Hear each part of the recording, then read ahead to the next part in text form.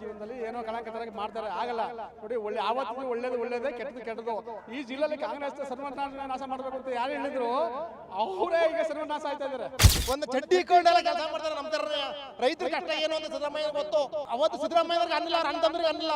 ಇವತ್ತು ಬಡವ್ರ ಪರಿಸ್ಥಿತಿ ಏನು, ಅನ್ನ ಭಾಗ್ಯ ಕೊಟ್ಟರು, ಸಿರ ಭಾಗ್ಯ ಎಲ್ಲ ಪ್ರತಿಯೊಂದು ಭಾಗ್ಯಗಳು, ಹೆಣ್ಮಕ್ಳು, ಕರೆಂಟ್ ಪ್ರತಿಯೊಂದು ಕೊಟ್ಟಿದ್ದಾರೆ. ನಿನ್ ಎಷ್ಟು ವರ್ಷ ಎತ್ಕೊಂಡ್ರೆ ಯಾವ ಮಾತಾಡ್ಸಕ್ಕಾಗಲ್ಲ. ಸಮಾವೇಶ ನೋಡಿದ್ರೆ ಸಂತೋಷ ಆಗುತ್ತೆ. ಈ ಥರ ಜನ ಸೇರಿದರೆ ಒಂದು ಸಭೆ, ಅದೇ ದೇವ್ರ ಸಭೆ ಅಂತ ನಾವು ತಿಳ್ಕೊಂಡಿರೋದು. ಈ ಜನ ಸಿಗ್ತದಲ್ಲ, ಇದೇ ಸಾವಿರ ಸಭೆ. ಅವರು ಅನುಕೂಲ ಮಾಡೋದು ಪಡೆದರು. ಈಗ ಹೇಳಿದ್ರಲ್ಲ ನಮ್ಮ ಗೌಡ್ರು ಎಲ್ಲನೂ ಅಷ್ಟೆಲ್ಲ ಅನುಕೂಲ ಆಗಿವೆ. ನಾನೇನು ಬಿಡಿಸಿ ಇನ್ನೊಂದ್ಸರಿ ನಾನು ಹೇಳಬೇಕಾಗಿಲ್ಲ. ಆದರೆ ಮಾಡಿದ್ದಾರೆ. ನಿನಗೆ ನನಗೆ ಸಿಗ್ತಾ ಹೋದ್ರೆ ಬಡವ್ರ ಬಗ್ಗೆ ಯಾರು ಸಿಕ್ಕಿದೆ, ಅದು ಸತ್ಯ. ನಾವು ಮಂಡ್ಯ ಡಿಸ್ಟಿಕ್ ಮಳವಳ್ಳಿಯಿಂದ ಬಂದಿದ್ದೀವಿ ಸರ್. ಹೌದು ಹೇಳಿ ಸರ್. ಸರ್ ಸಮಾವೇಶ ನೋಡಿದ್ರೆ ಸಿದ್ದರಾಮಯ್ಯ ಜನ ಸಾಗದಾರೆ. ಇಲ್ಲಿ ಸಿದ್ದರಾಮಯ್ಯನ ಅಭಿಮಾನಿಗಳು ಪೂರ್ತಿ ಕರ್ನಾಟಕದಲ್ಲಿ ಹೋದೆ. ಪೂರ್ತಿ ಕರ್ನಾಟಕದಲ್ಲಿ ಇಲ್ಲಿ ಮಾತ್ರ ಅಲ್ಲ, ಎಲ್ಲಿ ಮಾಡಿದ್ರು ಬರ್ತವೆ. ಈಗ ನಾವು 300 ಕಿಲೋಮೀಟರ್ನ ಬಂದಿರೋದು. 300 ಕಿಲೋಮೀಟ್ರು. ಆಮೇಲೆ ನಮ್ಮ ನರೇಂದ್ರ ಸ್ವಾಮಿ ಅಭಿಮಾನಿಗಳು ನಾವೆಲ್ಲ. ನರೇಂದ್ರ ಸ್ವಾಮಿ ಪಕ್ಕಾ ಅಭಿಮಾನಿಗಳು. ಏನ್ ಅನ್ಸುತ್ತೆ ಇವಾಗ ಗ್ಯಾರಂಟಿ ಯೋಜನೆಗಳು ಒಂದ್ ಕಡೆ ಆದ್ರೆ ಬಿಜೆಪಿ ಜೆಡಿಎಸ್ ತವರು ಜಿಲ್ಲೆ ಇದು ಜೆಡಿಎಸ್ ಗ್ಯಾರಂಟಿ ಯೋಜನೆ ಕೊಡ್ತಾ ಇರೋದು ಬಡವರಿಗೆ. ಬಿಜೆಪಿದು ಮುಗೀತು ಕತೆ. ಈಗ ಏನಿದ್ರು ಸಿದ್ದರಾಮಯ್ಯ, ಡಿ.ಕೆ. ಶಿವಕುಮಾರ್ ಅದೇ ನಡೀತಾ ಇರೋದು. ಈಗ ಇಲ್ಲ 3 ಚುನಾವಣೆ ನೋಡೋದ ಜನ ಎಲ್ಲ ಅದೇ ರೀತಿ ನಡೀತಾ ಇದೆ. ಈಗ ಏನ್ ಮುಂದಿನ ಚುನಾವಣೆಯಲ್ಲಿ 139 ಬಂದದೆ, ಮುಂದಕ್ಕೆ 150 ಬರ್ತದೆ ಅನ್ನೋ ತಕ್ಕದ ಭರವಸೆ ನಮ್ಗದೆ. ಸರ್ ಏನಂದ್ರೆ ಈಗ ಬಿಜೆಪಿ ಅವ್ರದ್ದು ಏನು ನಡೆಯಲ್ಲ, ಬರೀ ಸುಳ್ಳು. ಬೆಳಗಾಯಿತು ಅಂದರೆ ಹಿಂದೂ ಮುಸ್ಲಿಂ ಅದು. ಅದಕ್ಕೆ ಜನ ಒಪ್ಪಲ್ಲ. ನಾವು ನೋಡಿ ಹಿಂದೂ, ನಾವು ಮುಸ್ಲಿಮ್ಸು, ನಾವು ಒಂದಾಗಿ ಬಂದಿದ್ದೀವಿ. ಇದು ಹೊಡಿತದೆ ಅವರು. ಇದು ಯಾವಾಗ ಗಂಟ ಹೊಡಿಯೋದು ಬಿಡೋಲ್ಲ, ಆ ಗಂಟ ಬೆಳೆಯಲ್ಲ ಅವರು. ಇದು ಮಾತ್ರ ನಿಜ.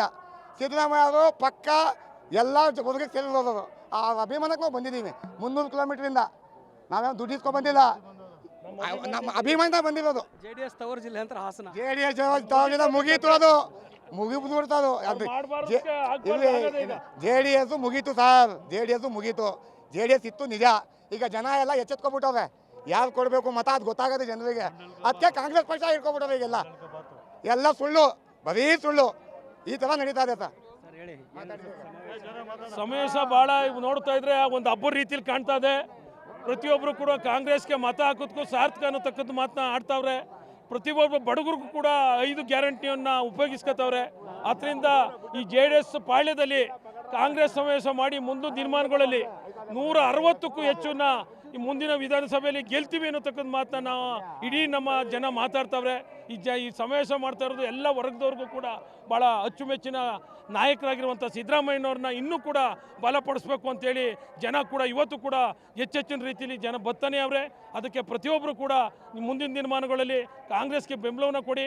ಬಡವ್ರ ಬಗ್ಗರು ಮುಂದಿನ ಮನೆ ಕಟ್ಟೋದಾಗಲಿ, ಅವ್ರಿಗೆ ಅನ್ನಭಾಗ್ಯ ಕೊಟ್ಟಂಥ ಸಿದ್ದರಾಮಯ್ಯನವ್ರಿಗೆ ಹೆಚ್ಚಿನ ರೀತಿಯಲ್ಲಿ ಆರೋಗ್ಯ ಮತ್ತು ಅವ್ರಿಗೆ ಆಯುಷ್ನ ಕೊಟ್ಟು ದೇವರು ಮುಂದಿನ ಮುಖ್ಯಮಂತ್ರಿನೂ ಅವರೇ ಆಗಬೇಕು ಅಂತೇಳಿ ನಾವು ಕೇಳ್ಕೊಳ್ತಾ ಇದ್ದೀವಿ.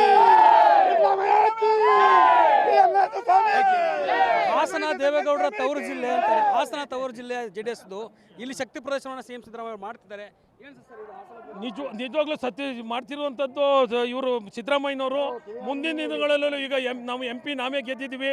ಅದರಿಂದ ಇನ್ನೂ ಕೂಡ ಇದು ಹಾಸನ ಜಿಲ್ಲೆಯಲ್ಲಿ ಪೂರ್ತಿ ನಾವು ಕಾಂಗ್ರೆಸ್ನೇ ನಾವು ಗೆಲ್ಲಿಸ್ತೀವಿ ಅನ್ನೋತಕ್ಕಂಥ ಮುಂದಿನ ದಿನಗಳಲ್ಲಿ ಹೇಳ್ಕೊಂಡು ಎಲ್ಲರೂ ಕೂಡ ಕಾಂಗ್ರೆಸ್ಗೆ ಬೆಂಬಲವನ್ನು ಅವರವರಾಗೆ ಸೇರ್ಕೊತವ್ರು. ಈಗ ಶಿವಲಿಂಗೇಗೌಡರು ಆಗಿರೋದು, ಕೆಲವರೆಲ್ಲ ದಳದಲ್ಲಿದ್ದವರು ಅಂತೆಲ್ಲ ಇಲ್ಲಿ ಸೇರ್ಕೊತಾ ಇದ್ದಾರೆ. ಅದರಿಂದ ಕೂಡ ಇನ್ನೂ ಕೂಡ ಹೆಚ್ಚಿನ ರೀತಿಯಲ್ಲಿ ನಾವು 150ರಿಂದ 160 ಸೀಟ್ನ ಗೆಲ್ತೀವಿ ನಾವು ಮುಂದಿನ ದಿನಗಳಲ್ಲಿ ಅಂತೇಳಿ ನನ್ನ ಭರವಸೆ ಕೂಡ ಇದೆ. ಜನಗಳ ಭರವಸೆನೂ ಅದೇ.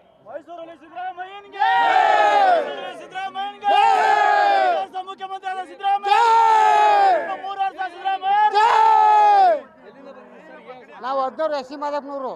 ನಮ್ಮದು ಅಣ್ಣ, ನಮ್ಮದು ನಮ್ಮ ಕಾಂಗ್ರೆಸ್ ಬರಬೇಕು. ಒಳ್ಳೇದು ಜನಗಳಿಗೆಲ್ಲ ಒಳ್ಳೇದು. ನಮ್ಮದು ಕಾಂಗ್ರೆಸ್ ಬರಬೇಕು, ನಮ್ಮ ಜನ ಒಳ್ಳೇದಾಗಲಿ ಅಷ್ಟೇ. ಈ 3 ಚುನಾವಣೆ ಗೆದ್ರೆ ಕಾಂಗ್ರೆಸ್ ಹಾಂ 3 ಬತ್ತಲ್ಲ, 3 ಬತ್ತಲ್ಲ. ಇನ್ನೇನೂ ಇಲ್ಲ. ಇವು BJP ಅವರು 20 ಸೀಟ್ ನಮ್ಮ ತಕ್ಕ ಬರ್ತೀವಂತವ್ರು. ಈಗ ಕಾಂಗ್ರೆಸ್ಗೆ ಬರ್ತಾವಂತವ್ರ. ಬರಲಿ, ಬರೋದು ಬೇಡ ಅನ್ನಲ್ಲ, ಬರಲಿ. 20 ಸೀಟ್ ಬರ್ತಾರ ಅವರು, ಬರಲಿ. 20 ಸೀಟು ಬರ್ತಾವ್ರ, 20 ಸೀಟು ಬರ್ತಾರೆ, ಬರಲಿ. ಬರೋದು ನಮ್ಮ ಪಕ್ಷಕ್ಕೆ ನಾವು ಯಾರು ಬೇಡ ಅನ್ನೋಕ್ಕಾಗಲ್ಲ. ನಮ್ಮ ಪಕ್ಷ ನಮ್ಮದು.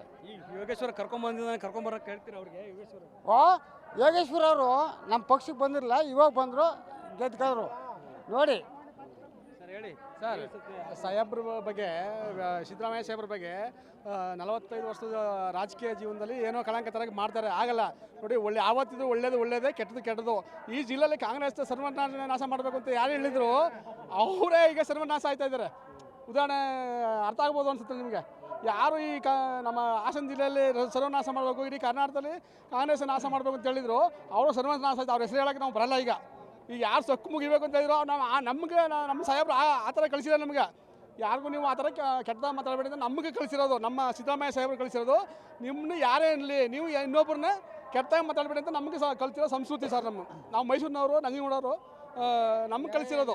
ನಾವೇನ ಆಗಲಿ ಇನ್ನೊಬ್ರಿಗೆ ಕೆಟ್ಟ ಬಯಸಬೇಡಿ, ಇನ್ನೊಬ್ರಿಗೆ ಕೆಟ್ಟದ್ದು ಬಯಸಬೇಡಿ, ಇನ್ನೊಬ್ರನ್ನ ಹಿರಿಯರನ್ನ ಗೌರವಿಸಿ ಅಂತೇಳಿ ನಮಗೆ ಕಲಿಸಿರೋದು ಸರ್ ಸಿದ್ದರಾಮಯ್ಯ ಸಾಹೇಬರು. ಆಗ ಈಗ 135 ಸೀಟ್ ಗೆದ್ದಿದ್ರು, ಮತ್ತೆ ಮೊನ್ನೆ 3 ಸೀಟ್ ಗೆದ್ರು. ಏನು ಅನ್ಸುತ್ತೆ ಮುಂದಿನ ರಾಜಕೀಯದ ಬಗ್ಗೆ ಹೇಳಕ್ಕೆ ಇಷ್ಟಪಡ್ತೀರಿ? ಖಂಡಿತ ಸರ್, ಖಂಡಿತ. ಯಾರು ಹೇಳಿದ್ರು ಸರ್ ಈ ಕ್ರಮಗಳ ಬಗ್ಗೆ ವಿರೋಧ ಮಾಡಿದ್ರು ಅವರಿಗೆ ಅದು ವಿರೋಧ ಆಗಿದೆ. ಯಾರು ಹೇಳಿದ್ರು ಈ ಕಾರ್ಯಕ್ರಮನ ಕೊಟ್ಟರು ದೇಶ ಹಾಳಾಯ್ತಿದೆ, ರಾಜ್ಯ ಹಾಳಾಯ್ತಿದೆ, ಸೋಂಬರಿಗಳಾಯ್ತಾರೆ ಅಂತ ಯಾರು ಹೇಳಿದ್ರು ಅವರಿಗೆ ಉಲ್ಟಾ ಆಯ್ತಾ ಇದೆ. ನಿಮ್ಗೆ ಏನು ಅನಿಸುತ್ತೆ ಸರ್? ನೀವು ಪತ್ರಕರ್ತರು. JDS ತವರು ಜಿಲ್ಲೆ ಹಾಸನ ಕೋಟೆ ಅಂತೆಲ್ಲ ಹೇಳ್ತಿದ್ರು. ಸೊ ಇಲ್ಲಿ ಕಾಂಗ್ರೆಸ್ ಒಂದೇ ಒಂದು ಸೀಟ್ ಗೆದ್ದಿರೋದು. ಇಲ್ಲಿಂದನೇ ಪಕ್ಷ ಸಂಘಟನೆ ಮಾಡ್ತೀವಿ ಅಂತ DCM DK ಶಿವಕುಮಾರ್ ಹೇಳಿದ್ದಾರೆ. ಖಂಡಿತ ಸರ್, ಖಂಡಿತ. ಇದು ಏನಾಯ್ತು ಅದು ಉಲ್ಟಾ ಆಗಿತ್ತು. ಯಾರು ಸೊಕ್ಕು ಮುರಿಬೇಕು ಅಂತ ಯಾರು ಹೇಳಿದ್ರು ಅದಕ್ಕೆ ನಾವು ಹೇಳಲ್ಲ ಅವ್ರಿಗೆ. ನಮ್ಮ ಸೊಕ್ಕು ನಾವೇ ಮುರ್ಕೋತೀವಿ ಅನ್ನೋದೊಂದು ಖಂಡಿತ ಅದು ಉದಾಹರಣೆ ಸರ್. Thank you sir. ಹೇಳಿ ಏನು ಅನ್ಸುತ್ತೆ ಸರ್? ಸಮಾವೇಶ ತುಂಬ ಖುಷಿ ತಂದಿದೆ. 3 ಉಪಚುನಾವಣೆಯಲ್ಲಿ ಈ ಸಮೀಕ್ಷೆ ಅವ್ರದ್ದು ಭಾಳ ಸುಳ್ಳಾಗೋಯ್ತು. ಒಂದೊಂದು ಬರುತ್ತೆ ಅಂತ ಜನನ ದಿಕ್ತಪ್ಪಿಸ್ತರು. ಪಾಪ ಏನೋ ಅವ್ರು ಯಾವ ರೀತಿ ಅವ್ರು ಯಾರಿಗ ಒಂಥರ ಪರ ಆದರು ಅನ್ನೋದು ಗೊತ್ತಿಲ್ಲ.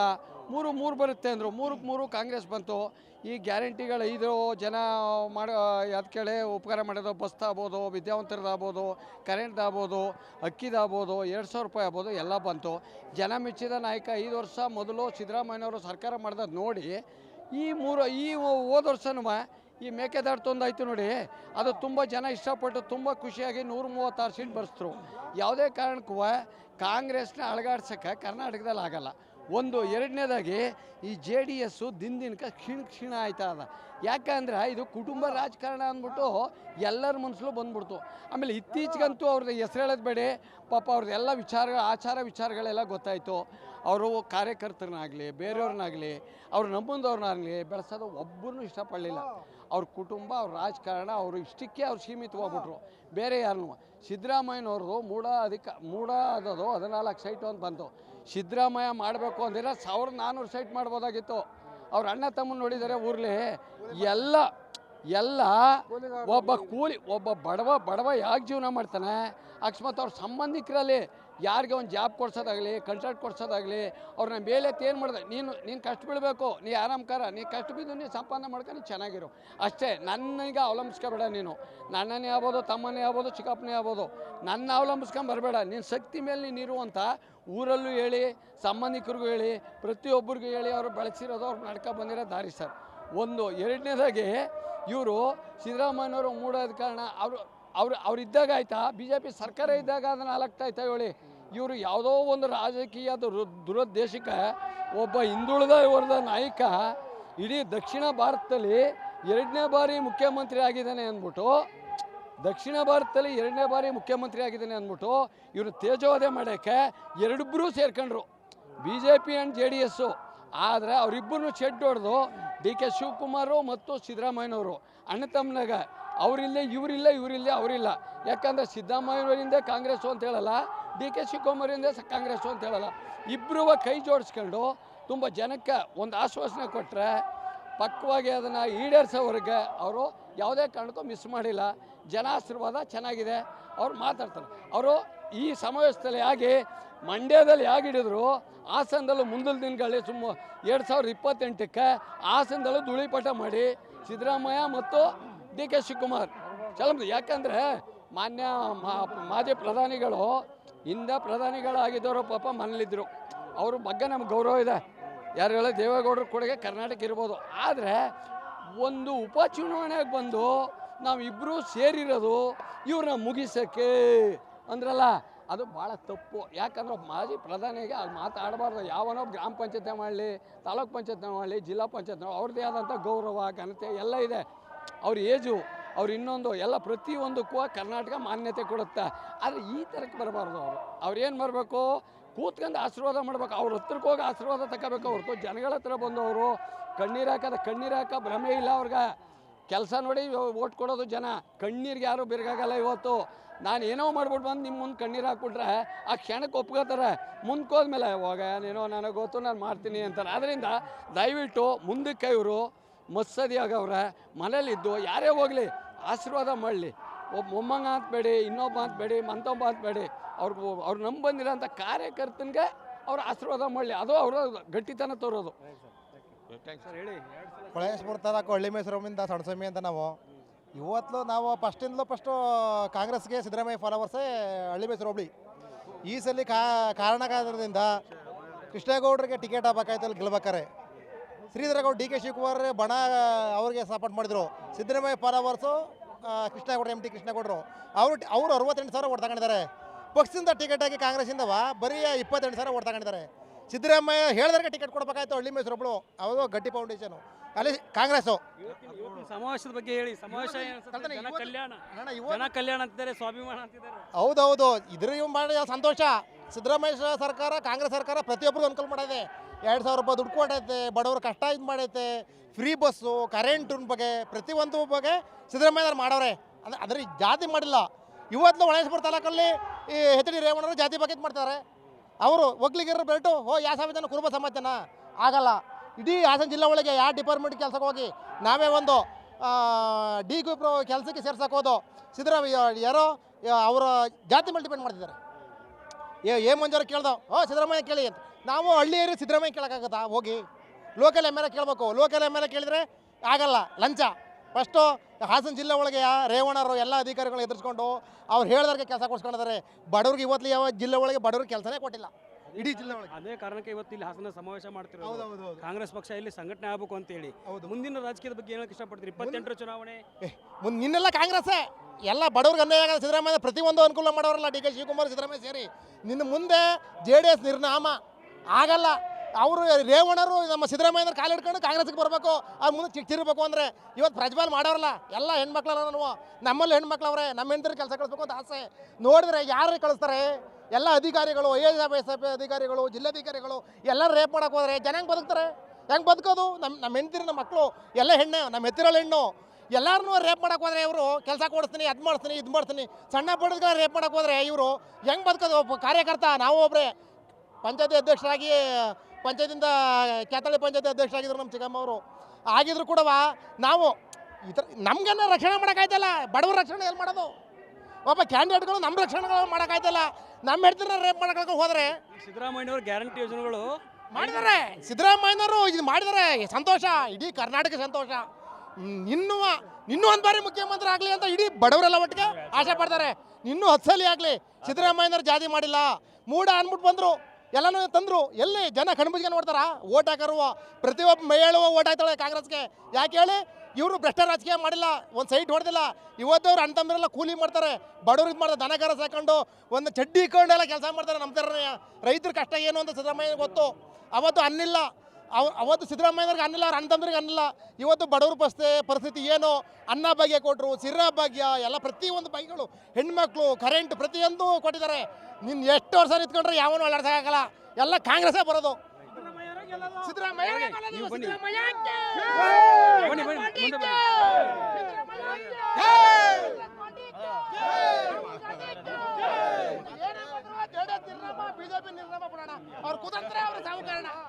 ಇವತ್ತು ಏನು ಜನ ಕಲ್ಯಾಣ ಸಮಾವೇಶ ಮಾಡ್ತಾ ಇದ್ದೀವಿ. ಇವತ್ತು ಈ ಒಂದು ಜನ ಏನು ನಮ್ಮ ಕರ್ನಾಟಕ ರಾಜ್ಯ ಕಾಂಗ್ರೆಸ್ ಸರ್ಕಾರ ಸಿದ್ದರಾಮಯ್ಯನವರ ನೇತೃತ್ವದಲ್ಲಿ ಮತ್ತು ನಮ್ಮ ಡಿ ಕೆ ಶಿವಕುಮಾರ್ ಪ್ರದೇಶ ಕಾಂಗ್ರೆಸ್ ಸಮಿತಿ ಅಧ್ಯಕ್ಷರಾದ ಡಿ ಕೆ ಶಿವಕುಮಾರ್ ಅವರ ನೇತೃತ್ವದಲ್ಲಿ ಏನು ಜನಕ್ಕೆ ಒಳ್ಳೆ ಉತ್ತಮವಾದ ಆಡಳಿತವನ್ನು ಕೊಡ್ತಾ ಇದ್ದಾರೆ.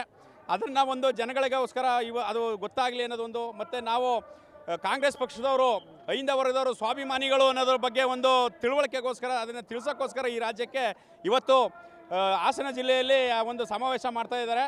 ಹಾಗಾಗಿ ಈ ಒಂದು ಸರ್ಕಾರ, ನಮ್ಮ ಕಾಂಗ್ರೆಸ್ ಪಕ್ಷ ಇನ್ನು ಮುಂದೇನೂ ಸಹ ಈ ರಾಜ್ಯದಲ್ಲಿ 2028ರ ಚುನಾವಣೆಯಲ್ಲೂ ಸಹ ಅಧಿಕಾರವನ್ನು ಹಿಡಿತದೆ. ಏನು ಕಾಂಗ್ರೆಸ್ ಪಕ್ಷದಿಂದ ನಮ್ಮ ನುಡಿದಂತೆ ನಡೆದಂಥ ಸರ್ಕಾರ ಹಿಂದೆ 2013ರಿಂದ 18ರವರೆಗೂ ಇದ್ದಂಥ ಸರ್ಕಾರದಲ್ಲಿ 165 ಭರವಸೆಗಳನ್ನು ಸಹ ಈಡೇರಿಸಿರ್ತಕ್ಕಂಥ ಸಿದ್ದರಾಮಯ್ಯನವರು ಮತ್ತೆ ಈ ಸಲ 5 ಪಂಚ ಗ್ಯಾರಂಟಿಗಳು ಅಂತ ಹೇಳಿ ಕೊಟ್ಟು ಅದರಲ್ಲಿ ಅನ್ನಭಾಗ್ಯ ಇರ್ಬೋದು, ಕ್ಷೀರಭಾಗ್ಯ ಇರ್ಬೋದು, ಶಕ್ತಿ ಯೋಜನೆ ಮತ್ತು ಗೃಹ ಜ್ಯೋತಿ, ಗೃಹಲಕ್ಷ್ಮಿ ಯೋಜನೆಯಿಂದ ಇವತ್ತು ಈ ರಾಜ್ಯದಲ್ಲಿ ಏನು ಜನಸಾಮಾನ್ಯರು, ಬಡವರು, ಹಿಂದ ವರ್ಗದವರು ಎಲ್ಲರೂ ಸಹ ಒಂದು ನೆಮ್ಮದಿಯ ಜೀವನವನ್ನು ಮಾಡ್ತಾ ಇದ್ದಾರೆ ಅನ್ನೋದಕ್ಕೆ ಇವತ್ತು ಈ ಒಂದು ಸಮಾವೇಶ ಸಾಕ್ಷಿಯಾಗಿದೆ ಸರ್. ಈ ಅಹಿಂದ ನಾಯಕ ಅಂದರೆ ಸಿದ್ದರಾಮಯ್ಯ ಗುರುತಿಸ್ಕೊಂಡಿದ್ದವರು. ಅಹಿಂದ ಸಮಾವೇಶ ಇಲ್ಲಿ ಸಾಕಷ್ಟು ಜನ ಈ ಸೇರಿರೋದು ಕೂಡ ಅಹಿಂದ ಸಮಾವೇಶ, ಸ್ವಾಭಿಮಾನಿ ಸಮಾವೇಶ ಅಂತ ಎಲ್ಲ ಪಕ್ಷ ಸೇರಿ ಕಾರ್ಯಕ್ರಮ ಮಾಡ್ತಿದೆ. ಏನು ಸರ್ ಇದು ಪಕ್ಷ ಮತ್ತು ಪಕ್ಷದ ಕಾರ್ಯಕರ್ತರು ಇಲ್ಲಿ ಅಹಿಂದ ಸಮಾವೇಶ ಅಂದರೆ ಕೇವಲ ಅಹಿಂದ ವರ್ಗದವರು. ಈಗ ನಾನು ಹೇಳಬೇಕು ಅಂತಂದರೆ ನಾನು ಒಬ್ಬ ವೀರಶೈವ ಲಿಂಗಾಯತ ಸಮಾಜದ ಒಬ್ಬ ಕಾರ್ಯಕರ್ತ. ನಾನು ಸಿದ್ದರಾಮಯ್ಯನವರು ಎಲ್ಲ ಸಮಾಜಗಳಿಗೂ ಕೂಡ ಪ್ರತಿಯೊಂದು ಜಾತಿಗೂ ಕೂಡ ಯಾವುದೇ ಜಾತಿ ಭೇದ ಮಾಡಿದ ರೀತಿಯಲ್ಲಿ ಪ್ರತಿಯೊಂದು ವರ್ಗಗಳಿಗೂ ಸಹ ಎಲ್ಲ ಅನುಕೂಲತೆಗಳನ್ನ ಮಾಡಿಕೊಟ್ಟಿದ್ದಾರೆ. ಇವತ್ತು ಅನ್ನಭಾಗ್ಯ ತಗೋತಾ ಇದ್ದಾರೆ. ಬರೀ ಕೇವಲ ಬಡವರು, ದಲಿತ ವರ್ಗದವರಲ್ಲಿ ಪರಿಶಿಷ್ಟ ತಗೊಳ್ಳಲ್ಲ, ಎಲ್ಲ ವರ್ಗದವರು ಸಹ, ಎಲ್ಲ ವರ್ಗದ ಬಡವರಿಗೂ ಸಹ ಅನುಕೂಲ ಮಾಡಿಕೊಟ್ಟಿದ್ದಾರೆ.